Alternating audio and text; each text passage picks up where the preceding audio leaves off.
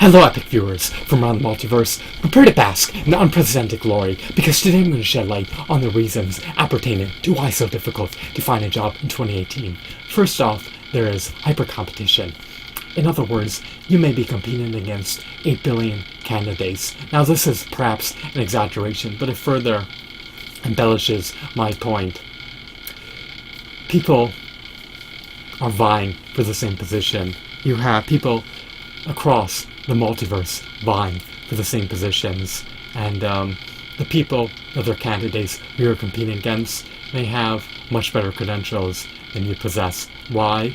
Their work experience may trump yours, their skills may trump yours, their education may supersede yours. So just be wary of that. You're competing against a cornucopia of people for a single position. So the markets are oversaturated with potential employees. What's another reason? Why has it become more cumbersome? Why has it become more arduous to find a job in 2018? Well, automation is becoming more ubiquitous, it's becoming more prevalent. Companies are utilizing robots, automated processes, and software programs. They want to minimize their labor costs. They want to be able to outsource jobs to machines. This renders them more productive and allows them to maximize their profits while minimizing their costs. So if you had a menial, rudimentary job, or if you're looking for one, then you may be disappointed to find out the stark reality of the situation. The bleak reality is that your job is likely preordained to be replaced in the pending future if it already has not been replaced. Restaurants utilize kitchen robots. Retail stores utilize self-checkout machines. ATMs replace jobs. Answering services replace jobs. A bulldozer, which may be autonomous in the pending future, can do the job of over 20 men more efficaciously. So just understand that a software program can also do the work of a paralegal, a lawyer, a doctor. No one's impervious to getting displaced by a machine. Machines can do everything more effectively than humans.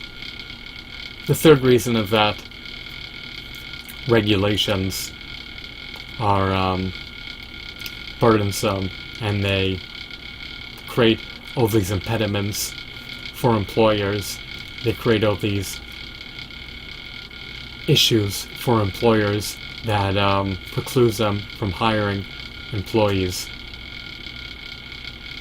Businesses have to pay enormous extortion fees in the form of corporate tax, in the form of payroll tax, and in the form of permits, licenses, property tax, and other burdensome costs. These regulations inhibit them from bolstering their workforce. Let me give you an example. Someone may be inclined to hire you if they can hire you for $2 an hour. If your labor is only worth $2 per hour, you're not going to get the job because the minimum wage scribble on a piece of parchment inhibits the employer from hiring you. An employer, a company, may be far more inclined to hire more employees if they did not have such high regulatory costs. A company would be far more profitable if they had lower regulatory costs, and if they didn't have to succumb to extortion fees, they'd be able to invest more money into growing the business. Taxation is burdensome to businesses and transfers money from productive entities to unproductive entities.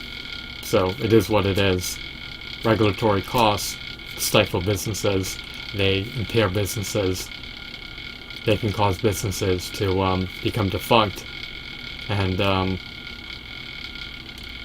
when you make entrepreneurship, when you make it more difficult for businesses to compete because of regulations and because of extortion fees, you're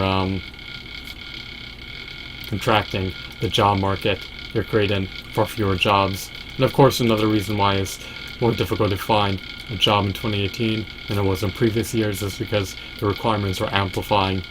Not only do you have hyper competition and an oversaturation of prospective employees on the market, but the jobs that do remain, you need to be highly qualified to perform. Most people don't know how to code, they don't understand how to utilize JavaScript, nor Python, nor HTML, nor CSS. They don't have technical skills. They lack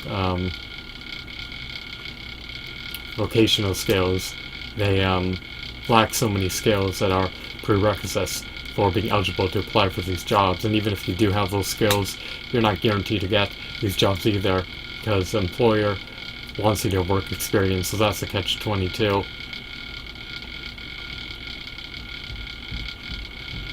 You can't get the job without work experience, but you need work experience to get the job. It's just a conundrum. It doesn't make any sense, but it is what it is. So what's another reason? What's a bonus reason that I can just tag on and spew and add on? Well, other than everything that I've mentioned thus far, it makes it difficult to get a job when everything is so dispersed and spread out, and when commutes are pretty much unbearable. So in other words, to give you an example of what I'm referring to, if you're skilled in a niche, in a specific area, if that employer does not live within your vicinity, then it's going to be more difficult for you to get a job in the area that you're skilled in. Or it's going to be, that's true, it's going to be more difficult for you to get a job in the area that you're skilled in, because employers are just spread so far apart from employees. So that's another reason. Location is a dire issue. I mean, if you were not restricted by